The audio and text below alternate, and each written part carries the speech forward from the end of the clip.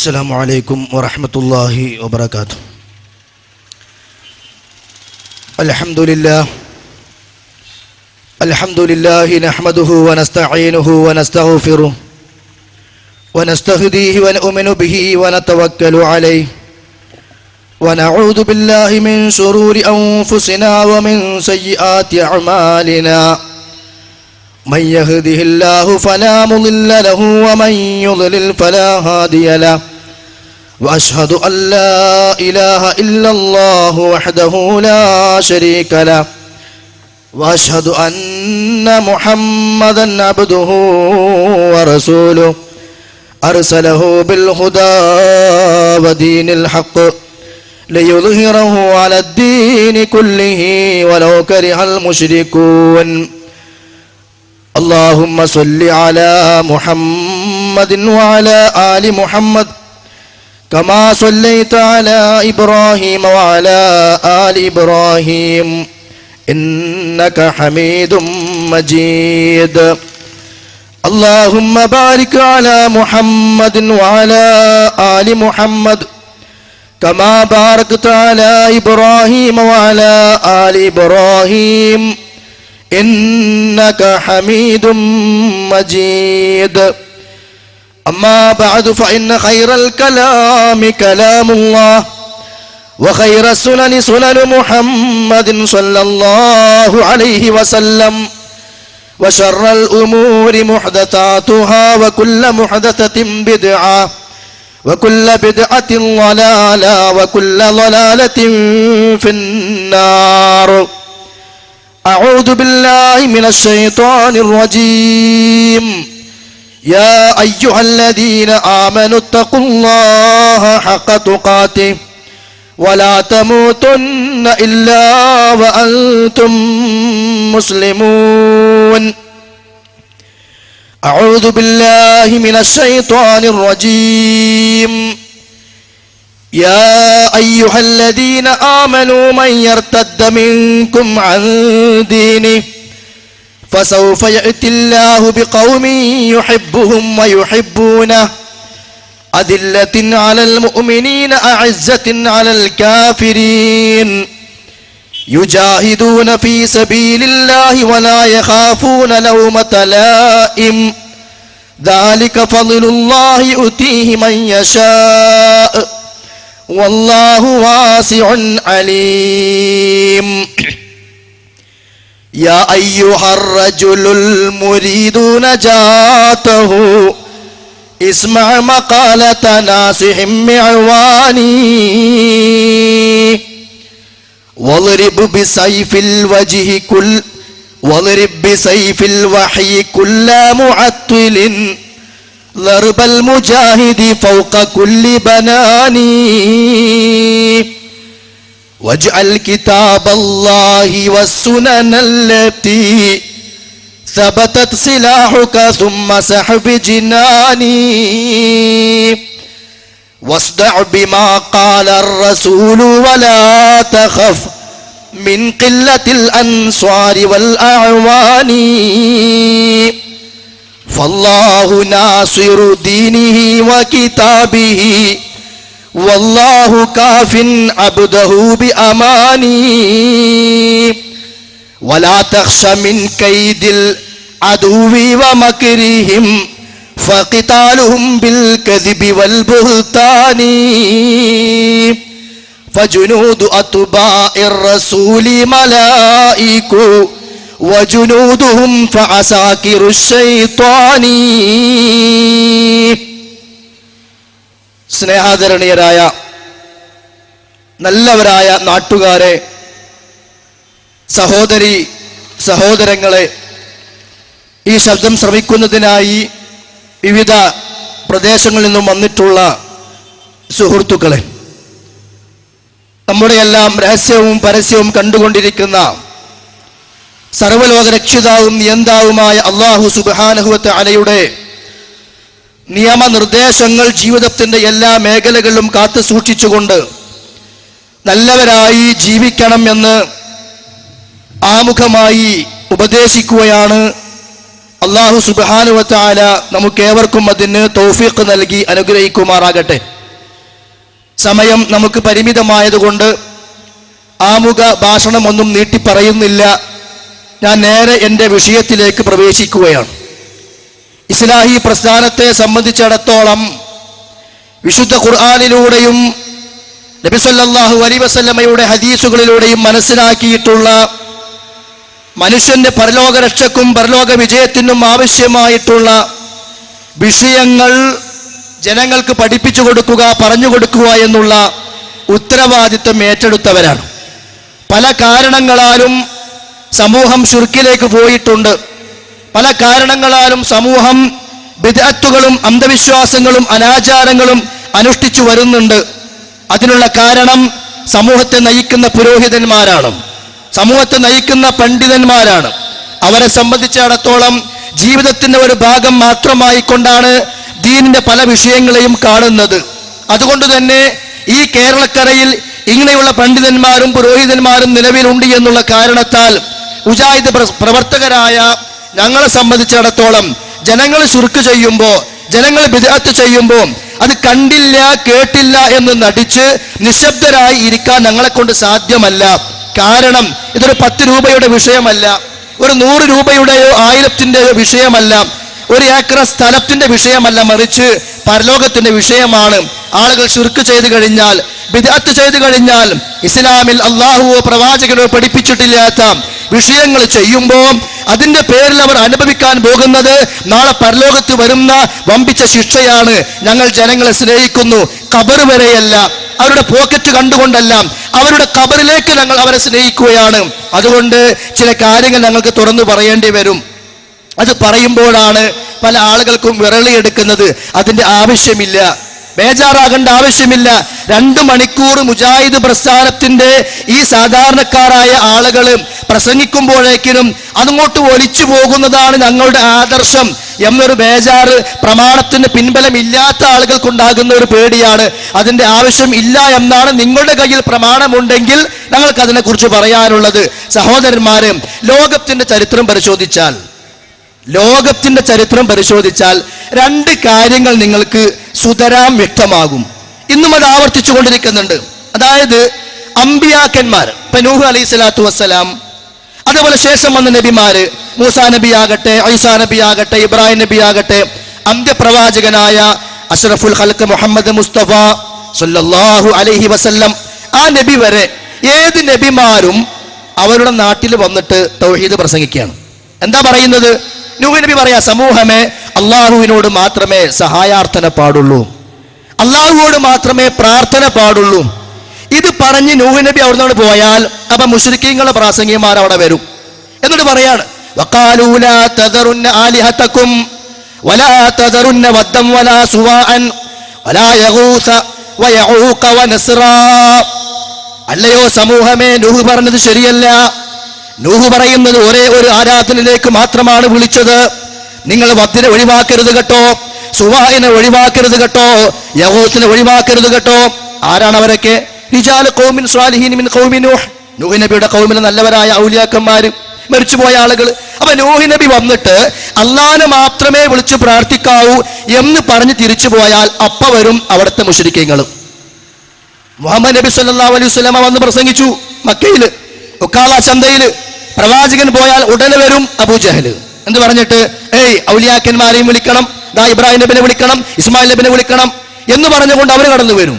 അപ്പൊ ഓരോ നബിമാരും സമൂഹത്തോട് തൗഹീദ് പറഞ്ഞ് അവരങ്ങോട്ട് തിരിച്ചു പോയാൽ ആ തൗഹീദിന് ഘടകവിരുദ്ധമായ വിശ്വാസങ്ങളുമായി നടക്കുന്ന മുശ്രിക്കിന്റെ നേതാക്കന്മാരായ ആളുകൾ ഓരോ കാലഘട്ടത്തിലും വന്നുപോയിട്ടുണ്ട്. ചരിത്രം ആവർത്തിക്കും, അത് സ്വാഭാവികമാണ്. ഇതാണ് ഒന്ന്. രണ്ടാമത്തേത്, ചില ആളുകൾ, ഇപ്പൊ നബിമാര്, അതേപോലെ വലിയ വലിയ പണ്ഡിതന്മാര്, മുജ്തഹിദുകള്, അവരൊക്കെ വന്നിട്ട് സമൂഹത്തോട് യഥാർത്ഥമായ തൗഹീദ് പറഞ്ഞ് പഠിപ്പിച്ച് അവരൊക്കെ മരിച്ചു കഴിഞ്ഞപ്പോൾ ഒരു യാഥാർത്ഥ്യമാണ്, ഖുർആൻ പറഞ്ഞ കാര്യമാണ്. അവർ മരിച്ചു കഴിഞ്ഞാൽ പിന്നെ ജനങ്ങൾ അവരെ വിളിച്ച് പ്രാർത്ഥിക്കാൻ തുടങ്ങും. നൂഹ് നബി വന്നു, ഇബ്രാഹിം നബി വന്നു, ഇസ്മായിൽ നബി വന്നു, മൂസാ നബി വന്നു, ഉസൈർ നബി വന്നു, അതേപോലെ അമ്പിയാക്കന്മാരൊക്കെ വന്നു, മുഹമ്മദ് നബി സല്ലല്ലാഹു അലൈഹി വസല്ലം കടന്നു വന്നു. ഈ നബിമാരൊക്കെ എന്താ ചെയ്തത്? സമൂഹമേ, ഇപ്പൊ ഇബ്രാഹിം നബി പറയാ, സമൂഹമേ, അള്ളാഹുവിനെ മാത്രം നിങ്ങൾ വിളിച്ചു പ്രാർത്ഥിക്കണം. അതിനുവേണ്ടി ഒരു കാബാലയം ഉണ്ടാക്കി. എന്നാൽ അദ്ദേഹം പ്രാർത്ഥിക്കുകയും ചെയ്തു, പടച്ചവനെ എന്റെയും എന്റെ സന്താനങ്ങളെയും വിഗ്രഹാരാധനയിൽ നിന്ന് കാത്തുരക്ഷിക്കണമേ എന്ന് പറഞ്ഞ് പ്രാർത്ഥിക്കുകയും ചെയ്തു. ആ ഇബ്രാഹിം അലൈഹി സ്വലാത്തു വസ്സലാമിന്റെ കാലശേഷം പിന്നെ എന്താണ്ടായത്? ജനങ്ങൾ ഇബ്രാഹിം നബിയെ വിളിച്ച് പ്രാർത്ഥിക്കുന്ന അവസ്ഥ. ജനങ്ങൾ ഇബ്രാഹിം നബിയെ വിളിച്ച് പ്രാർത്ഥിക്കുന്ന അവസ്ഥ. ഈസാ അലൈഹി സ്വലാത്തു വസ്സലാം വന്നു, എന്താ പറഞ്ഞത്? സമൂഹമേ, ഇതാ ഇന്നല്ലാഹ റബ്ബി വ റബ്ബുക്കും ഫഅബ്ദൂ ഹദാ സിറാത്തും മുസ്തഖീം. നിങ്ങൾ എന്റെയും നിങ്ങളുടെയും റബ്ബിനെ മാത്രം വിളിച്ച് ദുആ ചെയ്യണം, അവനെ മാത്രമേ ഇബാദത്ത് എടുക്കാവൂ. ഹദാ സിറാത്തും മുസ്തഖീം, ഇതാകുന്നു ചൊവ്വായ പാത. അത് പഠിപ്പിച്ചു അദ്ദേഹത്തെ അല്ലാഹു തആല ആകാശ ലോകത്തേക്ക് ഉയർത്തി. അപ്പോഴോ പിന്നെ ചില ആളുകൾ ആ ഈസാ നബി വിളിച്ച് പ്രാർത്ഥിക്കാൻ തുടങ്ങി. അവസാനമായി മുഹമ്മദ് നബി സല്ലല്ലാഹു അലൈഹി വസല്ലം വന്നു. ആ പ്രവാചകൻ മക്ക രാജ്യത്ത് പഠിപ്പിച്ചത് എന്താ? ഇബ്രാഹിം നബിയെ വിളിച്ച് പ്രാർത്ഥിക്കരുത്, അല്ലേ? ഇസ്മായിൽ നബിയെ വിളിച്ച് പ്രാർത്ഥിക്കരുത്, ലാത്തയെയും ഉസ്സയെയും മനാത്തയെയും വിളിച്ച് പ്രാർത്ഥിക്കരുത്. ആ നബി സല്ലല്ലാഹു അലൈഹി വസല്ലം മരിച്ചുപോയി. സമൂഹത്തിൽ പണ്ടുണ്ടായ അതേ അനുഭവം ആവർത്തിക്കുകയാണ്. എന്താ സമൂഹം ചെയ്യുന്നത്? തെറ്റു ചെയ്യുമ്പോൾ റസൂലിനോട് വിളിച്ച് പ്രാർത്ഥിക്കുക, ആ പ്രവാചകനോട് പ്രാർത്ഥിക്കുകയാണ്.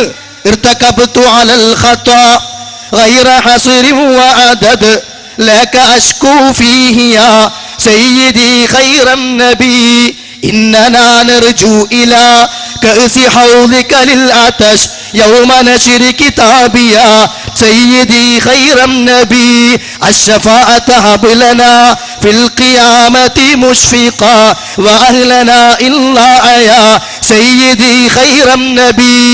അല്ലാഹുവേ, പാപം പൊറുക്കണമേ. അല്ലാഹുവേ, നാളെ പരലോകത്ത് നിന്റെ മുമ്പിൽ ഒരുമിച്ച് കൂട്ടപ്പെടുമ്പോ പാപങ്ങളുടെ പേരിൽ ഒരിക്കലും ശിക്ഷിക്കപ്പെടരുതേ. അല്ലാഹുവേ, നാളെ പ്രവാചകൻ സല്ലല്ലാഹു അലൈഹി വസല്ലം അവിടുത്തെ കൈകളാൽ ഓഹരി വെച്ച് കൊടുക്കുന്ന ഹൗദുൽ കൗസറിൽ വെള്ളം കുടിക്കാനുള്ള തൗഫീക്ക് നൽകണേ. അല്ലാഹുവേ, നാളെ പ്രവാചകൻ സല്ലല്ലാഹു അലൈഹി വസല്ലം ശഫാഅത്ത് നടത്തുമ്പോ ആ ശഫാഅത്തിന് അർഹരാകുന്ന ഭാഗ്യവാന്മാരിൽ അല്ലാഹുവേ നീ ഞങ്ങളെ ഉൾപ്പെടുത്തണമേ എന്ന് ഒരു സത്യവിശ്വാസി അല്ലാഹുവോട് പ്രാർത്ഥിക്കേണ്ടതിന് പകരം ആരോട് പ്രാർത്ഥിക്കുകയാണ്? അത് പഠിപ്പിക്കാൻ വന്ന നബി സല്ലല്ലാഹു അലൈഹി വസല്ലമയെ വിളിച്ച് പ്രാർത്ഥിക്കുകയാണ്. എന്റെ കാരണം അവർക്ക് തീർന്നു കിട്ടിയതാ? വഹി ഇറങ്ങിയതാ? അല്ല. ആ സമൂഹത്തെ നയിക്കുന്ന ചില ഉസ്താദുമാരുണ്ട്, ആ സമൂഹത്തെ നയിക്കുന്ന ചില പണ്ഡിതന്മാരുണ്ട്. അവരിലൂടെ ഈ ലോകത്ത് തൗഹീദ് പഠിപ്പിക്കാൻ വന്ന ആളുകൾ തന്നെ ആരാധിക്കപ്പെടുന്ന ഒരു അവസ്ഥയിലേക്ക് എത്തി. ഇത് സമൂഹത്തിന്റെ വലിയ ദുരന്തമാണ്. ഇതാ ഇവിടെ കഴിഞ്ഞ ഒന്ന് രണ്ട് തവണ മുജാഹിദ് പ്രസ്ഥാനത്തിന് ഇവിടുത്തെ പ്രവർത്തകന്മാർ അള്ളാഹുവിനെ മാത്രമേ വിളിച്ചു പ്രാർത്ഥിക്കാവൂ എന്നുള്ള ഇസ്ലാമിന്റെ അടിസ്ഥാനപരമായ വിഷയങ്ങൾ വിശദീകരിച്ചുകൊണ്ട് ഇവിടെ പ്രഭാഷണം നടത്തി. ഒന്ന് രണ്ട് തവണ അങ്ങോട്ടും ഇങ്ങോട്ടും സംസാരിച്ചു. മൂന്നാമത്തെ തവണയാണ് ഇവിടെ ഖണ്ഡനം നടക്കുന്നത്. ഇൻഷാ അല്ലാഹ് ഇത് തുടരണം എന്നാണ് ഞങ്ങൾ ആഗ്രഹിക്കുന്നത്. പക്ഷെ ഒരു സംഗതി മുന്നോട്ട് തുടർന്നു പോകണമെങ്കിൽ അവിടെ അടിപിടി ഉണ്ടാകാൻ പാടില്ല. മാന്യമായി ഇവിടെ സഖാഫി പ്രസംഗിച്ചല്ലോ, ആരും സ്റ്റേജിലേക്ക് വന്നിട്ടില്ല, ആരും കശപിശ ഞങ്ങൾ ഉണ്ടാക്കുമെന്ന് പറഞ്ഞിട്ടില്ല, ഞങ്ങൾ കച്ചറയുണ്ടാക്കുമെന്ന് പറഞ്ഞിട്ടില്ല, സ്റ്റേജ് കയ്യേറും ഞങ്ങൾ ആരും പറഞ്ഞിട്ടില്ല. അത് ഇസ്ലാമിന്റെ ചരിത്രം പരിശോധിച്ചാൽ തൗഹീദ് പ്രബോധനം ചെയ്യുന്ന ആളുകളുടെ രീതിയുമല്ല. ആരാ കല്ലെടുത്തെറിഞ്ഞത്? മക്കത്തെ മുശ്രിക്കീങ്ങൾ. ആരാ പ്രവാചകന്റെ ശരീരത്തിന് വേദന ഉണ്ടാക്കിയത്? മക്കത്തെ മുശ്രിക്കീങ്ങൾ. അവ എന്നെന്നും കല്ലെടുത്തെറിയുന്ന അക്രമമുണ്ടാക്കുന്ന ഏർപ്പാട്, അതും കാലഘട്ടങ്ങൾ പരിശോധിച്ചാൽ എവിടെയാണെന്ന് കാണാൻ സാധിക്കും. അതുകൊണ്ട് തന്നെ ആളുകൾക്ക് ഹക്ക് മനസ്സിലാകണം. ഞാൻ പറഞ്ഞതുപോലെ നേരത്തെ പറഞ്ഞല്ലോ, ഇതൊരു ദുനിയാവിന്റെ വിഷയമല്ല, കുറച്ച് പൈസന്റെ വിഷയമല്ല, കുറച്ച് സ്ഥലത്തിന്റെ വിഷയമല്ല. ഒരു മനുഷ്യന്റെ നരകവും സ്വർഗവും തീരുമാനിക്കപ്പെടുന്ന ഇസ്ലാമിന്റെ അഖീദയുമായി ബന്ധപ്പെട്ട വിഷയമാണ്. പ്രാർത്ഥന ആരോടാകാം, ആരോടെല്ലാം പാടില്ല എന്നുള്ള കൃത്യമായ പ്രമാണങ്ങൾ അത് വിശദീകരിച്ച് നമ്മൾ അങ്ങോട്ടും ഇങ്ങോട്ടും ചർച്ച ചെയ്യുമ്പോൾ പഠിക്കേണ്ടവർ പഠിക്കട്ടെ, മനസ്സിലാക്കേണ്ടവർ മനസ്സിലാക്കട്ടെ. പക്ഷേ ഇവിടെ വന്ന് സംസാരിച്ച പാവപ്പെട്ട സുഹൈൽ തങ്ങൾ സഖാഫി, അങ്ങനെയല്ലോ പേര്, അദ്ദേഹം ഇവിടെ സംസാരിച്ച ചില പദപ്രയോഗങ്ങളുണ്ട്. ഞാൻ എൻ്റെ വിഷയത്തിലേക്ക്, ആ തൗഹീദുമായി ബന്ധപ്പെട്ട പ്രധാന വിഷയത്തിലേക്ക് പ്രവേശിക്കുന്നതിന് മുമ്പ് ഒന്ന് രണ്ട് കാര്യങ്ങൾ പറയാൻ ആഗ്രഹിക്കുകയാണ്. സഖാഫി ഇവിടെ പ്രസംഗിച്ചു 2.25 മണിക്കൂർ. 2.25 മണിക്കൂർ പ്രസംഗിച്ചിട്ട് ഒരൊറ്റ ആയത്ത് പോലും അദ്ദേഹം കൊണ്ടുവന്നിട്ടില്ല. ഒരായത്ത് പേരിന് ബർക്കത്തിന് ഓതി. എപ്പോന്നറിയോ? തുടക്കത്തിൽ ഇബ്തഗു ഇലൈഹിൽ വസീല എന്ന് പറയുന്ന ആ ആയത്ത് ഓതിട്ട് തുടങ്ങി. വിഷയം അവതരിപ്പിക്കുമ്പോൾ സാധാരണ ഞങ്ങളൊക്കെ അള്ളാഹ് പറഞ്ഞിരിക്കുന്നു, നബി സല്ലല്ലാഹു അലൈഹി വസല്ലം പറഞ്ഞിരിക്കുന്നു എന്ന് പറഞ്ഞുകൊണ്ട് ആയത്തുകളും ഹദീസുകളും സാധാരണ പറയാറുണ്ട്. 2.25 2 മണിക്കൂറും 45 മിനിറ്റും പ്രസംഗിച്ചിട്ട് വിഷയം പഠിപ്പിക്കുന്നിടത്ത് അല്ലാഹു അല്ലാത്തവരോട് സഹായത്തേട്ടം ആകാം എന്നതായിരുന്നു മുസ്ലിയാരുടെ പ്രസംഗത്തിന്റെ ചുരുക്കം. അല്ലാഹു അല്ലാത്തവരോട് സഹായത്തേട്ടം ആകാം. ഇൻഷാ അല്ലാഹ് ഞാൻ ആ ഭാഗത്തേക്ക് വരുന്നുണ്ട്. പിന്നെ മൂപ്പര് പറഞ്ഞ രണ്ടാമത്തെ വിഷയം എന്താണ്? ഞങ്ങളുടെ കയ്യിലുള്ളത് നബി മുതൽ സ്വഹാബികളിലൂടെ കൈമാറി വന്ന യഥാർത്ഥ അഹ്ലുസുന്നയുടെ ആദർശമാണ്. രണ്ട് കാര്യങ്ങളാണ് അദ്ദേഹത്തിന്റെ പ്രസംഗത്തിന്റെ ചുരുക്കം. ഒന്ന്, അല്ലാഹു അല്ലാത്തവരോട് തേട്ടവും അർത്ഥനയും സഹായാഭ്യർത്ഥനയും ആകാം. ഒന്ന്. രണ്ടാമത്തേത്, ഞങ്ങളുടെ കയ്യിലുള്ളത് നബി സല്ലല്ലാഹു അലൈഹി വസല്ലമ മുതൽ സഹാബികളിലൂടെ കൈമാറി വന്ന യഥാർത്ഥ അഹ്ലുസുന്നയുടെ ആദർശമാണ്. ഇതാണ് സഖാഫി ഇവിടെ സമർത്ഥിച്ച രണ്ട് കാര്യങ്ങൾ. ബാക്കിയുള്ളതൊക്കെ ഒരുപാട് കളവുകൾ, ഒരുപാട് ആരോപണങ്ങൾ. ഒരു തങ്ങൾ എന്ന നിലക്ക് നിങ്ങൾക്ക് തീരെ പാടില്ലായിരുന്നു. നിങ്ങൾ പറഞ്ഞല്ലോ ഞങ്ങൾ തങ്ങന്മാരെ ബഹുമാനിക്കാത്തവരാണ് എന്ന്. അങ്ങനെയൊന്നുമില്ല. നബി സല്ലല്ലാഹു അലൈഹി വസല്ലമയുടെ കുടുംബത്തിലെ മെമ്പർമാരാ സയ്യിദന്മാർ, ആലു ബൈത്ത് എന്ന് പറയും. അവരെ ബഹുമാനിക്കലും ആദരിക്കലും അഖീദയുടെ ഭാഗമാണ്, അഹ്ലുസുന്നത്തി വൽ ജമാഅത്തിന്റെ വിശ്വാസത്തിന്റെ ഭാഗമാണ്. പക്ഷേ തങ്ങളായിരിക്കണം. ഒരു കാലഘട്ടത്തിൽ ഇവിടെ മുസ്ലിം ലീഗും അതേപോലെ തന്നെ കേരള നദ്വത്തുൽ മുജാഹിദീനിന്റെ തലപ്പത്തിരുന്ന നേതാക്കന്മാരും പാണക്കാട് കുടുംബത്തിലെ തങ്ങന്മാരും ഒന്നിച്ച് പ്രവർത്തിച്ചിരുന്ന കാലഘട്ടം അന്നും ഉണ്ടായിട്ടുണ്ട്, ഇന്നും നടന്നുകൊണ്ടിരിക്കുന്നു. അതിലൊന്നും ഇവിടെ ആർക്കും എതിർപ്പില്ല. പക്ഷെ ചിലപ്പോൾ ഞങ്ങൾ തെറ്റ് ആര് ചെയ്താലും തെറ്റാന്ന് പറയും. അതിൽ ആ വ്യത്യാസമൊന്നുമില്ല. സുഹൈൽ തങ്ങൾ കളവ് പറഞ്ഞാൽ കളവ് സത്യമാവുകയില്ല. ഞാനൊരു ഉദാഹരണം പറയാം. ഒരു തങ്ങള് എല്ലാ കൊല്ലവും ഇവിടെ ഒരു കടപ്പുറത്ത് വരാറുണ്ട്. ആ കടപ്പുറത്തുള്ള ആളുകളുടെ പട്ടിണി തീരാൻ ഒരു പഴത്തിന്റെ തൊലിയുരിഞ്ഞ് ആ പഴം കടലിലേക്ക് എറിയാറുണ്ട്. ഇത് ഇസ്ലാമികമാണോ? ആണോ? ആർ തെറ്റ് ചെയ്താലും തെറ്റു തന്നെയല്ലേ? ഒരു സമൂഹത്തിന്റെ പട്ടിണി തീരാൻ, ഒരു സമൂഹത്തിന്റെ പ്രയാസം തീരാൻ പ്രവാചകൻ സല്ലല്ലാഹു അലൈഹി വസല്ലം, തങ്ങന്മാരുടെ നേതാവായ പ്രവാചകൻ എന്താ ചെയ്തത്? ഒരാൾ വന്ന് പറയാ, അല്ലാഹുവിന്റെ റസൂലെ മഴയില്ല, പ്രവാചകനെ മഴയില്ല. എന്താ പ്രവാചകൻ സ്വല്ലല്ലാഹു അലൈഹി വസല്ലം ചെയ്തത്? ഈത്തപ്പനന്റെ തോട് ഊരിയിട്ട് ഈത്തപ്പഴം ഇങ്ങനെ വലിച്ചെറിയ ചെയ്തത്? അല്ല. മിമ്പറിൽ നിന്നുകൊണ്ട് കൈ ഉയർത്തി അല്ലാഹുമ്മ അഗിസ്നാ ഗൈസൻ മുഗീസാ ഹനീഅൻ മരീആ നാഫിഅൻ ഗൈറ ളാർ ആജിലൻ ഗൈറ ആജിൽ അല്ലാഹുമ്മ അസ്ഖിനാ സുഖിയാ റഹ്മത്തിൻ ലാ സുഖിയാ അദാബിൻ വലാ ഹദ്മിൻ വലാ ഗർഖിൻ വലാ ബലാ. പ്രാർത്ഥനയായിരുന്നു അല്ലാഹു സുബ്ഹാനഹു വ തആലയോട്. ആ തങ്ങളുടെ പാരമ്പര്യമായിട്ട് വന്നാൽ എല്ലാ സ്ഥാനത്തും ബഹുമാനമുണ്ടാകും. അതിനർത്ഥം ആരെങ്കിലും എന്തെങ്കിലും ചെയ്യുമ്പോൾ അതിനൊക്കെ പിന്നാലെ കൂടി ആക്ഷേപിച്ച് നടക്കുമെന്നല്ല. തെറ്റ് ഒരാളിൽ കാണുമ്പോൾ അത് തെറ്റാണെന്ന് പറയുന്നതിൽ ഏതാൾക്കും മടി കാണിക്കേണ്ട ആവശ്യമില്ല. ആ തങ്ങന്മാരുടെ നേതാവായ നബി സല്ലല്ലാഹു അലൈഹി വസല്ലം എന്താ പറഞ്ഞത്? ഫാത്തിമ എന്റെ മോളാണല്ലോ, അവളെങ്ങാനും കട്ടാൽ, അവളെങ്ങാനും മോഷ്ടിച്ചാൽ ലഖതഅതു യദഹാ, അവളുടെ കൈ ഞാൻ മുറിക്കും. എന്റെ മോള് മോഷ്ടിച്ചാൽ മോഷണമല്ലാതെ ആകാതിരിക്കുകയില്ല, അവളുടെ കൈ ഞാൻ മുറിക്കും. അത്രേ ഉള്ളൂ. അതല്ലാണ്ട് ആരും തങ്ങന്മാരെ ചീത്ത പറയാൻ പോയിട്ടില്ല, ആരും തങ്ങന്മാരെ ആക്ഷേപിക്കാൻ പോയിട്ടില്ല. പിന്നെ എന്താ അവിടെ സംഭവിച്ചത്? ചില ക്ലിപ്പുകൾ കൊണ്ടുവന്നു. ക്ലിപ്പ് ഇങ്ങനെ മുറിച്ച് ശ്രീ ശ്രീ ശ്രീ ശ്രീ ശ്രീ എത്ര ഇടാലോ, സയ്യിദ് സയ്യിദ് സയ്യിദ് സയ്യിദ് എന്ന് പറഞ്ഞിട്ട്. അതാണോ ഒരു പ്രഭാഷണം? അതും ഒരു തങ്ങൾ ഈ കൃത്രിമം കാണിച്ചതിനാ ഞങ്ങൾക്ക് ഏറ്റവും വലിയ വിഷമം. അതുകൊണ്ട് പാവപ്പെട്ട സുഹൈൽ തങ്ങൾ സഖാഫി ഇനിയെങ്കിലും അത്ര മാന്യത ഒന്ന് കൈവരിക്കണമെന്ന് ആമുഖമായി സൂചിപ്പിക്കുകയാണ്. പിന്നെ അദ്ദേഹം പറഞ്ഞൊരു കളവുണ്ട്. തങ്ങന്മാര് കളവ് പറയാൻ പാടില്ല, ആരും കളവ് പറയാൻ പാടില്ല, തങ്ങൾ പ്രത്യേകിച്ചും പറയാൻ പാടില്ല. എന്താണെന്നറിയോ? 2012 വരെ അല്ലാഹു അല്ലാത്തവരോട് തേടാം, അത് ശിർക്കല്ല എന്ന് മുജാഹിദുകൾ ആദ്യം പറഞ്ഞു. 2012 ശേഷം ശിർക്കാണെന്നും പറഞ്ഞു. പച്ചക്കളവാളി പറയുന്നത്. അല്ലാഹു അല്ലാത്തവരോട് തേടാമെന്ന് 2012 അല്ല, 2000 അല്ല, 1950 അല്ല, ഒരു കാലഘട്ടത്തിലും ഞങ്ങൾ ആരും പറഞ്ഞിട്ടില്ല. പിന്നെ എന്താ വിഷയം? യാ ഇബാദല്ലാ എന്ന് പറയുന്ന ഹദീസ്, അതിൽ ശിർക്കില്ല എന്ന് പറഞ്ഞു. മൂപ്പര് എന്താക്കി മാറ്റി? അല്ലാഹു അല്ലാത്തവരോട് തേടാം, മഹാത്മാക്കളോട് തേടാം എന്ന് മുജാഹിദുകൾ 2012 വരെ പറഞ്ഞിരുന്നു. ഇപ്പൊ അത് മാറ്റി പറഞ്ഞു, ഇപ്പൊ അത് ശിർക്കായി എന്ന്. എന്തിന് തങ്ങളെ നിങ്ങൾ കളവ് പറയണം? മാന്യമായ പ്രഭാഷണം നടത്തിക്കൂടെ? കഴിഞ്ഞ ആഴ്ചയിൽ 2.25 മണിക്കൂർ പ്രസംഗിച്ചിട്ടും അത് കേട്ടിരുന്ന സമൂഹത്തിനോ അത് കേട്ടിരുന്ന കൗമിനോ പരലോകത്തേക്ക് ഉപകാരപ്രദമായ എന്തെങ്കിലും കാര്യം നിങ്ങൾ പറഞ്ഞോ? ഞങ്ങളെ കുറെ ചീത്ത പറഞ്ഞു. ഇനി എങ്ങാനും ഇവിടെ ആ CD ഇട്ടാൽ, ഇവിടെ ഈ CD ഇട്ടാൽ അങ്ങനെയാക്കും ഇങ്ങനെയാക്കും, സ്റ്റേജുമൊക്കെ കയറി വരും. ഇതെന്താ വെള്ളരിക്ക പട്ടണോ? അതൊക്കെ ഒരു മാന്യതയാണ്. സ്റ്റേജിലേക്ക് കയറി വരും എന്ന് പറഞ്ഞ ഇന്ത്യ രാജ്യത്ത് ഇവിടുത്തെ ആക്ട് അനുസരിച്ചുകൊണ്ട് ആർക്കും അവനവന്റെ ആദർശം പറയാൻ അവകാശമില്ലേ? ഇവിടെ ഹൈന്ദവ സഹോദരന്മാർ പ്രസംഗിക്കുന്നുണ്ട്. നമ്മൾ ആരെങ്കിലും എന്തും ചെയ്യാൻ പോകാറുണ്ടോ? ഏതെല്ലാം മതവിഭാഗക്കാർ പ്രസംഗിക്കുന്നു, വല്ലതും ചെയ്യാറുണ്ടോ? ഒരു കൂട്ടം ആളുകൾ അള്ളാഹുവിനെ മാത്രമേ വിളിച്ചു പ്രാർത്ഥിക്കാവൂ എന്ന് പറയുമ്പോൾ ആ സ്റ്റേജിലേക്ക് ഞാൻ കയറി വരും എന്ന് പറയുന്നത് ഒരു മോശമായ ഏർപ്പാടായി പോയി എന്നേ ഞങ്ങൾക്ക് പറയാനുള്ളൂ. പിന്നെ തങ്ങള് ഇടക്കിടക്ക് പറയുന്നൊരു വാക്കാണ്, അറബി അക്ഷരം വായിക്കാൻ അറിയാത്ത അറിവില്ലാത്തവരാണ് വഹാബികൾ. ആയിക്കോട്ടെ, വിരോധമൊന്നുമില്ല. നിങ്ങൾ അത്ര അറിവില്ല, നിങ്ങൾക്ക് കുറെ അറിവുണ്ട്. ജൂതന്മാരുടെ അറിവ്, ഖബർ കെട്ടിപ്പൊക്കുന്ന അറിവ്, ഷിയാക്കളുടെ അറിവ്, നസാറാക്കളുടെ അറിവ്, അതേ ഇസ്ലാം പ്രമാണം പഠിപ്പിക്കാത്ത ജൂതന്മാരുടെ സംസ്കാരത്തിലൂടെ കടന്നു വന്ന ഖബർ കെട്ടിപ്പൊക്കലും ഖബർ തവാഫ് ചെയ്യലും ഖബറിനെ ചുംബിക്കലും അവിടെ നിലവിളക്ക് വെക്കലുമായിക്കൊണ്ട് ജൂതന്മാർ ചെയ്ത പ്രവർത്തനമാണ്, നിങ്ങളത് ചെയ്യരുത് എന്ന് മുത്തു മുഹമ്മദ് മുസ്തഫ സല്ലല്ലാഹു അലൈഹി വസല്ലം പഠിപ്പിച്ച ആ ജൂതന്മാരുടെ സംസ്കാരമുണ്ടല്ലോ, ആ അറിവ് നിങ്ങൾക്കുണ്ട്, ഞങ്ങൾക്കതില്ല. ആ അറിവ് ഞങ്ങൾ നിങ്ങൾക്ക് തന്നു.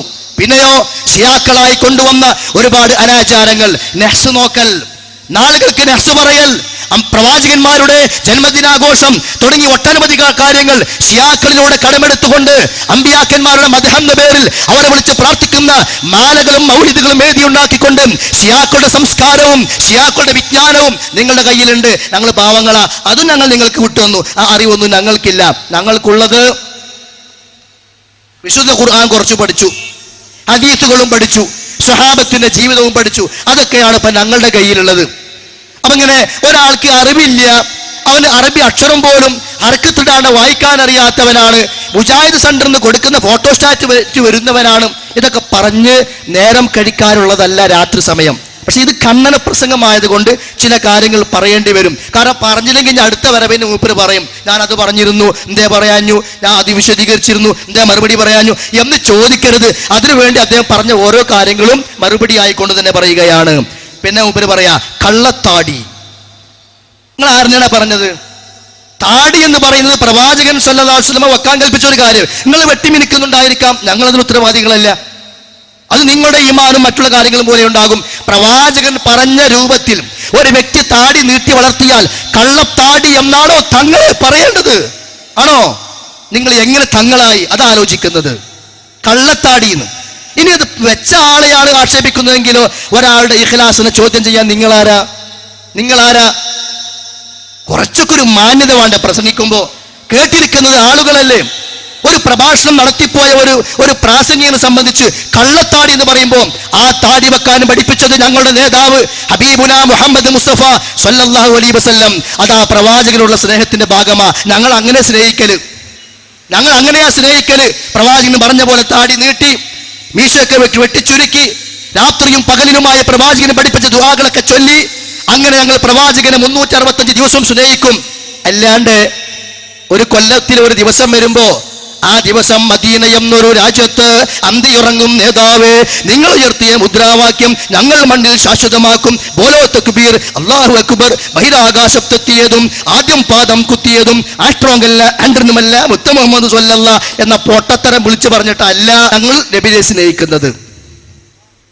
കൊല്ലത്തിൽ ഒരു ദിവസം വരുമ്പോ അന്ന് അറുക്കുക, തിന്നുക, ബിരിയാണി വെക്കുക, തിന്നുക, എന്റെ സ്നേഹിക്കുകയാണ് ഞങ്ങൾ. സ്നേഹം മുഴുവൻ തീറ്റയിൽ ഒതുക്കി മുസ്ലിയാക്കന്മാര്. അതല്ല പ്രവാചക സ്നേഹം.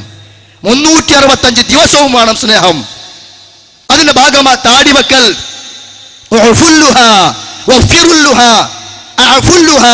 എത്ര ഹദീസുകളാ. എന്നിട്ട് ഒരു തങ്ങൾ എന്ന നിലക്ക് നിങ്ങൾ പറഞ്ഞു അത് കള്ളത്താടി, അത് മോശമായി പോയി എന്ന് ഞങ്ങൾക്ക് പറയാനുണ്ട്. പിന്നെ പറയാ, ചോറ് കഴിക്കുന്ന ആൺകുട്ടികളുണ്ടോ? ഉമ്മാന്റെ മുലപ്പാല് കുടിച്ച ആൺകുട്ടികളുണ്ടോ? ഇവർ ചോദിക്കുക. ഇതൊക്കെ വിളിച്ചു പറയണമെങ്കിൽ നാട്ടിൽ എത്ര സാധാരണക്കാരെ ചെറുപ്പക്കാരുണ്ട്. 1000 മനുഷ്യന്മാരെ കൊടുത്ത് സ്റ്റേജിൽ കയറ്റിക്കൂടെ? ഈ തങ്ങളക്കന്മാരെ കൊണ്ടുവരണോ? ഇത്ര തോന്നിയ ദിവസം പറയാം തങ്ങൾ കുടുംബത്തിന് ചീത്ത പേരുണ്ടാക്കാൻ. ഉമ്മാന്റെ മുലപ്പാല് കുടിച്ചു വളർന്ന കുട്ടികളുണ്ടോ? അത് ഒരു മാന്യമായ ചോദ്യമാണ് ഇതൊക്കെ. ദീന് പറയുന്ന വേദിയിൽ എന്റെ പ്രസംഗത്തിൽ അതൊന്നും പ്രതീക്ഷിക്കണ്ട. ഞാൻ സഖാഫിയല്ല, ഞങ്ങൾ സഖാഫത്തുള്ളോർന്ന് പഠിച്ചതാ. പക്ഷെ എന്റെ വിഷയത്തിലേക്ക് വരുന്നതിന് മുമ്പ് ആരാ സഖാഫി എന്നൊന്ന് അറിയണം. അതിനു വേണ്ടി ഞാൻ സൂചിപ്പിച്ചു എന്ന് മാത്രം. ഒന്ന് പറയാം, ഞാൻ സ്റ്റേജിൽ വരും, നിങ്ങൾ വന്നോളി, ഇതൊന്ന് നിർത്തി വെക്കേണ്ടി വരുന്നല്ലേ ഉള്ളൂ. പക്ഷെ പരലോകമുണ്ട്, അത് ആലോചിക്കണം, അത്രേ ഉള്ളൂ. പിന്നെ പറഞ്ഞാ അറിയോ, തൗഹീദും ശിർക്കും എന്താണെന്ന് ബോധ്യപ്പെടുത്താൻ വെച്ച പരിപാടി ആലിമീങ്ങളെ തമ്മിൽ തല്ലിപ്പിക്കുന്ന ക്ലിപ്പുകൾ ഇട്ടു. അത് ചില സംഗതികളാണ് കൊടുത്തപ്പോ ശരിക്കും അങ്ങോട്ട് ഹൽക്കിൽ കൊണ്ടു.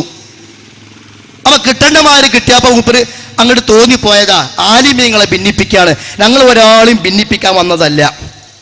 ഇവിടെ സംഗതി എന്താണെന്നറിയോ? ഇതാ ഓരോ പണ്ഡിതന്മാരും മുമ്പ് പ്രസംഗിച്ച ചില ക്ലിപ്പുകൾ ഇവിടെ ഇട്ടിരുന്നു. അത് ഇടാനുള്ള കാരണം ചില വിഷയങ്ങളുടെ വസ്തുത ഇങ്ങനെയാണ് എന്ന് ചിലപ്പോ സമൂഹത്തിന് പറഞ്ഞു കൊടുക്കേണ്ടി വരും. ഇപ്പൊ മുജാഹിദ് പ്രസ്ഥാനം വളർന്നത് എങ്ങനെയാ അത് പറഞ്ഞു കൊടുക്കേണ്ടി വരും. ആര് ചീത്ത പറഞ്ഞാലും, ആര് എതിർത്താലും, ആര് വഴക്ക് പറഞ്ഞാലും അത് ഞങ്ങൾക്കൊക്കെ ഗുണമാണ്. അവിടെ വളർന്നിട്ടേ ഉള്ളൂ. പേരോടി എവിടെ വന്നോ അവിടെ മുജാഹിദ് പ്രസ്ഥാനത്തിൽ വേറെ ഓടിയിട്ടേ ഉള്ളൂ. ഞങ്ങൾ എല്ലായിടത്തും പറയാറുണ്ട്. എന്നതുപോലെ അബ്ദുൽ ഹമീദ് ഫൈസി അമ്പലക്കടവും ചില കാര്യങ്ങളൊക്കെ പറഞ്ഞു, അത് ഇവിടെ ഇട്ടു. അതിനിപ്പോ എന്തിനാ ആലിമീങ്ങളെ തല്ലിപ്പിക്കാന്ന് പറയുന്നത്? നമ്മൾ ആരും ആലിമീങ്ങളെ തല്ലിപ്പിച്ചിട്ടില്ല, അതിന്റെ ആവശ്യവും ഞങ്ങൾക്കില്ല. പിന്നെ ഉപരി പറഞ്ഞു, ഇവിടെ എന്തിനാ സ്വപ്നത്തിന്റെ ക്ലിപ്പിട്ടത്? എന്തിനാ സ്വപ്നത്തെ കുറിച്ച് സംസാരിക്കുന്നത്? എന്താ സ്വപ്നം എന്നറിയോ? അബൂലഹബ് സ്വപ്നം കണ്ടല്ലോ. അബൂലഹബിന്റെ കുടുംബത്തിലെ ഒരാൾ സ്വപ്നം കണ്ടു. അബൂലഹബിൽ നരകത്തിൽ ഇങ്ങനെ ജ്യൂസ് കിട്ടുന്നുണ്ട് എന്ന്. അവൻ നബിനെ സ്നേഹിച്ചാൽ നരകത്ത് പോയി ജ്യൂസ് കുടിക്കാന്നുള്ള തെളിവാപ്പത്. അപ്പൊ എന്തിനാ അങ്ങനത്തെ വിഷയങ്ങൾ കൊണ്ടുവരുന്നത് എന്നൊക്കെ പറഞ്ഞിട്ട് അദ്ദേഹം തൗഹീദ് ചർച്ച ചെയ്യേണ്ടടുത്ത് ഇതെന്തിനാ, ആലിമീങ്ങളെ ഭിന്നിപ്പിക്കുന്ന ക്ലിപ്പ് എന്തിനാ, ഈ വിഷയം എന്തിനാ എന്നൊക്കെ പറഞ്ഞുകൊണ്ട് സംസാരിച്ചു. ഞങ്ങളിത് പറയാൻ കാരണമുണ്ട്. പലപ്പോഴും നിങ്ങൾ സ്വപ്നം മതത്തിന്റെ അടിസ്ഥാന കാര്യമായി നിങ്ങൾ പറയുന്നു. സ്വപ്നം മതത്തിൽ തെളിവല്ല. ഇപ്പോ ഇത് കണ്ടോ, ഇത് കുത്തുബിയത്ത്. ഈ കുത്തുബിയത്ത് നമ്മുടെ ആളുകളെ ധാരണ എന്താ? ഇത് വലിയ സ്വർഗത്തിലേക്കുള്ള പണിയാണ് എന്നാണ്. സ്വർഗത്തിലേക്ക് നമ്മളെ എത്തിക്കുന്ന നല്ലൊരു കിതാബാണ് ഈ സാധനം എന്നാണ് കുത്തുബിയത്തിനെ കുറിച്ച് ആളുകളുടെ ധാരണ. ഈ കുത്തുബിയത്തിന്റെ തുടക്കത്തിന് പറയുന്നത് ഇത് എഴുതാനുള്ള കാരണം എന്താണ്? ഇത് എഴുതിയിട്ടുള്ള സദഖത്തുല്ലാഹിൽ ഖാഹിരി എന്ന് പറയുന്ന മനുഷ്യൻ, അദ്ദേഹം തമിഴ്നാട്ടിലുള്ള കായൽപട്ടണത്തുകാരനാണ്. അദ്ദേഹം ഒരു ദിവസം മുഹ്യിദ്ദീൻ ശൈഖിന്റെ മഖ്ബറ സന്ദർശിക്കാൻ വേണ്ടി പോയി. പക്ഷേ അവിടെ എത്തിയപ്പോൾ സന്ദർശിക്കാൻ കഴിഞ്ഞില്ല, എന്തൊക്കെയോ ആയിട്ട് തിരിച്ചു പോരുമ്പോ ഉണ്ടായ രംഗം അദ്ദേഹം പറയാണ്. ഗൗസുൽ ആലമിനെ സന്ദർശിക്കാത്തതിലുള്ള അഗാധമായ ദുഃഖം മഹാനവറുകൾക്ക് എപ്പോഴും ഉണ്ടായിരുന്നു. അങ്ങനെ ഒരു ദിവസം രാത്രി അദ്ദേഹം ഒരു സ്വപ്നം കണ്ടു. ഒരു സുമുഖൻ വിഷാദമുഖത്തോടെ പ്രത്യക്ഷപ്പെട്ടു. പുഞ്ചിരിയോട് കൂടി അയാൾ പറഞ്ഞു, എന്റെ ഉപ്പാപ്പയായ റസൂൽ കരീം സല്ലല്ലാഹു അലൈഹി വസല്ലമയുടെ പേരിൽ നിരവധി കാവ്യങ്ങൾ താങ്കൾ എഴുതിയിട്ടുണ്ട്. അങ്ങനെ മാദിഹുർ റസൂൽ എന്ന സ്ഥാനപ്പേർ പോലും താങ്കൾക്ക് ലഭിച്ചു. പക്ഷേ റസൂലിന്റെ പൗത്രനായ എന്നെ നിങ്ങൾ വിസ്മരിക്കുകയും ചെയ്തു. അതിൽ എനിക്ക് പരിഭവമുണ്ട്. എന്താ സ്വപ്നം? മുഹ്യിദ്ദീൻ ശൈഖ് വന്നിട്ട് പറയാണല്ലോ, നിങ്ങൾ എന്റെ വല്യാപ്പയായ പ്രവാചകന്റെ മദ്ഹ് എഴുതിയില്ലേ, നിങ്ങൾ എന്താ എന്നെ കുറിച്ച് മദ്ഹ് എഴുതാത്ത്? എനിക്കതിൽ വലിയ വിഷമുണ്ട് എന്ന്. ശരിക്കുള്ള മുഹ്യിദ്ദീൻ ശൈഖ് പറയുന്നു, നമുക്ക് തോന്നുന്നില്ല. നിങ്ങൾ എന്താ എന്നെ കുറിച്ച് മദ്ഹ് എഴുതാത്തെന്ന് ആരെങ്കിലും പറയോ? അവ സ്വപ്നത്തിൽ വന്നൂന്നാ. ആ സ്വപ്നം കണ്ടതിന്റെ അടിസ്ഥാനത്തിലാണ് ഈ കുത്തുബിയത്ത് എഴുതുന്നത്. അപ്പൊ അതിന്റെ അടിസ്ഥാന സ്വപ്നമായി പേരുടെ ഉസ്താദ് പറഞ്ഞ എന്താ? ആര് സ്വപ്നം കണ്ടാലും ഉസ്താദ് കണ്ടാലും ഉസ്താദിന്റെ ഉസ്താദ് കണ്ടാലും അത് മതത്തിൽ തെളിവല്ല. ഞങ്ങൾ ക്ലിപ്പൊന്നും ഇടുന്നില്ല, പക്ഷെ ക്ലിപ്പുള്ളതൊക്കെ കാണാപാടാണ്. പറഞ്ഞുതരാം. എന്താ പേരോട് പറഞ്ഞത്? ഉസ്താദ് കണ്ടാലും ഉസ്താദിന്റെ ഉസ്താദ് കണ്ടാലും സ്വപ്നം മതത്തിൽ തെളിവല്ല. അതാണ് ഇവിടെ ഞങ്ങൾ സമർത്ഥിക്കാൻ ഉദ്ദേശിച്ചത്. പല വിഷയത്തിലും നിങ്ങൾ അസ്സലാമു അലൈക്കും. അപ്പോൾ സ്വപ്നത്തെക്കുറിച്ചൊക്കെ ഞങ്ങളുടെ പ്രഭാഷണത്തിൽ പറഞ്ഞത് അതിനു വേണ്ടിയിട്ടാ. സ്വപ്നത്തെ തെളിവാക്കി മതത്തെ കൊണ്ട് നടത്തുന്ന കൗമ്, അത് ശരിയല്ല എന്ന് പറയാൻ. അത് നിങ്ങൾ ദേഷ്യപ്പെട്ടിട്ടെന്താ? ഇനി ഇവിടെ അതൊന്നും പറയാൻ പാടില്ല എന്ന് പറഞ്ഞാൽ ഞങ്ങൾ എന്ത് പറഞ്ഞാൽ ഞങ്ങളല്ലേ തീരുമാനിക്കേണ്ടത്? ഇവിടെ ഒരു മുടി വന്നില്ലേ, അതിന്റെ അടിസ്ഥാനം എന്താ? ഖദ്റജ് സ്വപ്നം കണ്ടതാ. ഇപ്പൊ മുടിയില്ല, വടിയില്ല, ആളുമില്ല, ആൾക്കാരെ പൈസയും പോയി. കുറെ ഫ്ലക്സ് ഉണ്ടായിരുന്നല്ലോ, 40 കോടിയുടെ ഉണ്ടായിരുന്നില്ലേ? പ്രവാചകന്റെ മുടി എന്നൊക്കെ പറഞ്ഞിട്ട് കൊണ്ടുവന്ന ഏതോ ഒരു സാധനം, അതിനെത്ര പൈസ ആളുകളിൽ നിന്ന് പിരിച്ചു. തിരുകേശത്തിനൊരു ഉത്തമ കേന്ദ്രം. ഇപ്പൊ കേശവുമില്ല, കോശവുമില്ല, കേന്ദ്രവും ഇല്ല. ചോദിക്കുന്നില്ലല്ലോ ആളുകൾ, ആവശ്യമില്ല. നിങ്ങൾ ചോദിച്ചോ ഇല്ല, നമുക്കത് അറിയേണ്ട ആവശ്യമില്ല. പക്ഷെ അതിന്റെ അടിസ്ഥാനം എന്താ? ഖസ്റജ് സ്വപ്നം കണ്ടതാ. എന്താ സ്വപ്നം? നബി സല്ലല്ലാഹു അലൈഹി വസല്ലമ സ്വപ്നത്തിൽ വന്നിട്ട് പറഞ്ഞു, പിന്നെ ഈ മർക്കസിലുള്ള ആൾക്ക് ഈ മുടി കൊണ്ടുപോയി കൊടുക്കണമെന്ന് സ്വപ്നത്തിൽ പ്രവാചകൻ വന്ന് പറഞ്ഞു എന്നാ. അങ്ങനെ സ്വപ്നത്തെ നിങ്ങൾ പിന്നെ പല വിഷയങ്ങൾക്കും കാരണമായി എടുക്കാറുണ്ട്. അതുകൊണ്ട് ഞങ്ങളത് വിശദീകരിക്കേണ്ടി വരും. കാരണം പലതും നിങ്ങൾ സ്വപ്നത്തിന്റെ പേരിൽ ഏത് മാല പരിശോധിച്ചാലും ഏത് മൗലിദ് പരിശോധിച്ചാലും അവിടെയൊക്കെ സ്വപ്നമാണ് നിങ്ങൾ കാരണമായി പറയുന്നത്. ഒരു സ്വപ്നത്തിന്റെ കഥ നിങ്ങൾ വേണമെങ്കിൽ കൂട്ടത്തിൽ കേട്ടോളൂ. സൗണ്ട് കിട്ടോ?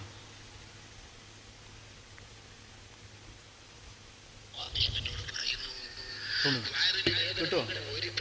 സൗണ്ടില്ല? കിട്ടിയോ? കിട്ടോ? അപ്പോ വിഷയം എന്താ വെച്ചാല്, ഞങ്ങളുടെ നാട്ടിനടുത്ത് താനാളൂർ എന്ന സ്ഥലമുണ്ട്, പകര. അവിടെ ഒരു അഹ്സനി ഉണ്ട്. അദ്ദേഹം ഉറങ്ങി അപ്പ സ്വപ്നം കാണും. അതുകൊണ്ട് നാട്ടുകാർ പറഞ്ഞു, നിങ്ങൾ ഇനി കമ്മിറ്റിക്കാരറിയാണ്ട് ഉറങ്ങരുത് എന്നാണ്. കാരണം അത്രത്തോളം സ്വപ്നം കാണുന്നുണ്ട് അദ്ദേഹം. അപ്പോൾ അദ്ദേഹം കണ്ട പല സ്വപ്നങ്ങളിൽ പല വിഷയങ്ങൾ പറയുന്നിടത്ത് ഒന്നെന്താണെന്നറിയോ, ഒരാളിങ്ങനെ എന്തോ അസുഖം വായിച്ച് മദീനത്ത് പോയിട്ട് കുറെ ദിക്രി എല്ലാനൊക്കെ പറഞ്ഞു എന്നാ.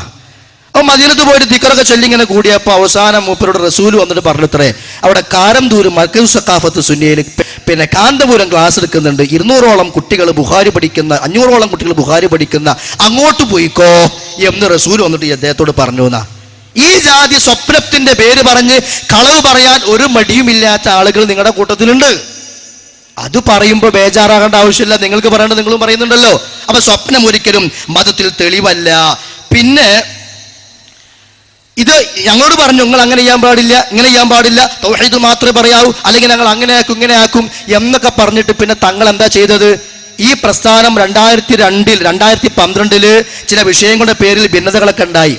അതിനുശേഷം അങ്ങോട്ടും ഇങ്ങോട്ടും ഉണ്ടായ ഒരുപാട് വിഷയങ്ങൾ, അതിന്റെ ക്ലിപ്പുകൾ ഏതാണ്ട് 1 മണിക്കൂറോളം ഇതാ അനസ് മുസ്ലിയാർ പറയുന്നു, ഇതാ മുജാഹിദ് ബാലുശ്ശേരി പറയുന്നു, അവർ അങ്ങോട്ടും ഇങ്ങോട്ടും അടിക്കുന്നു, ഇങ്ങനെ അടിക്കുന്നു, തമ്മിൽ തല്ലുന്നു എന്ന് പറഞ്ഞുകൊണ്ട് ഏതാണ്ട് 1/4 മണിക്കൂറോളം തങ്ങള് അതുതന്നെ ഇവിടെ ഇടേണ്ടായി. എന്നിട്ട് മൂപ്പര് പറയാ, ഇങ്ങനെ എങ്ങാനും ഇനി നിങ്ങൾ ഇട്ടാൻ ആ സ്റ്റേജിക്ക് അങ്ങോട്ട് വരുന്നു. ഇതെന്ത് വർത്താന?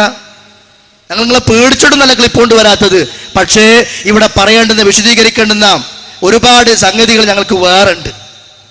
അത് ആവശ്യം, അതിൽ ഞങ്ങൾക്ക് സമയവും ആവശ്യമാണ്. അതുകൊണ്ട് ഞങ്ങൾ ആ വിഷയങ്ങളിലേക്കൊന്നും പോകുന്നില്ല. പിന്നെ മുമ്പ് പറഞ്ഞെന്താ, ഞങ്ങള് സംഘടനാപരമായ ചില പ്രശ്നങ്ങൾ മാത്രമേ ഉള്ളൂ.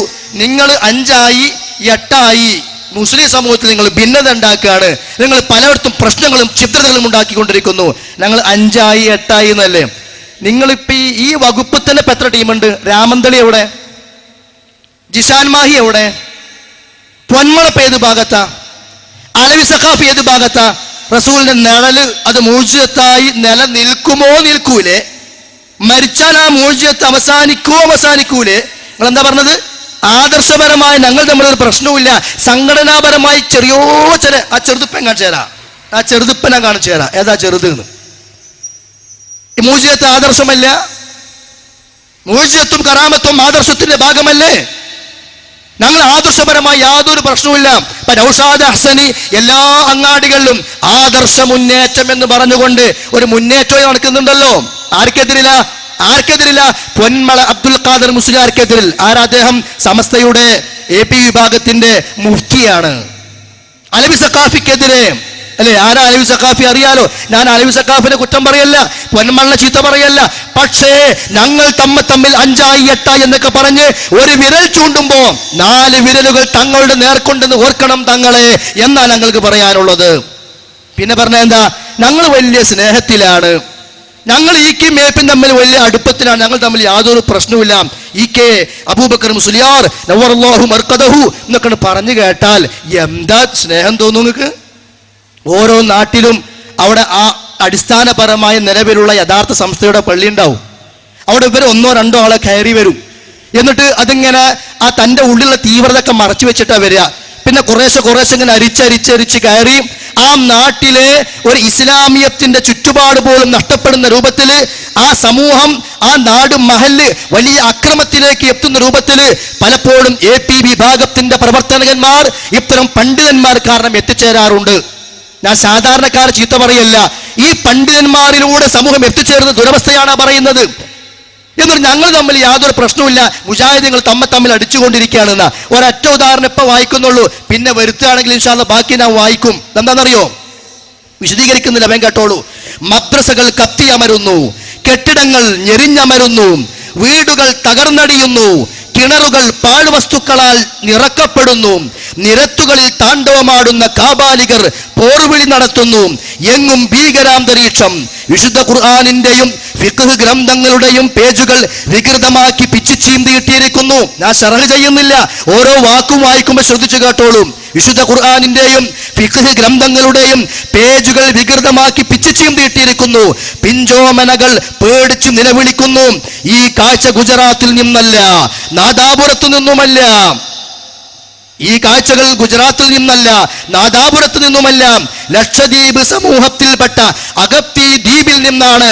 99% മുസ്ലിങ്ങൾ വസിക്കുന്ന സമാധാന ഭൂവിൽ നിന്നാണ് ഈ രംഗങ്ങൾ. സംഘ് പരിവാരങ്ങളല്ല ഇവിടെ കലാപമുണ്ടാക്കുന്നത്. പക്കാ മുസ്ലിങ്ങൾ തന്നെ, മുസ്ലിം സംരക്ഷകർ, സുന്നികൾ എന്ന് സ്വയം വീമ്പ് പറയുന്ന അതേ സാക്ഷാൽ കാന്ത ചെകുത്താന്മാർ എഴുതി വെച്ചതാ. ആര്?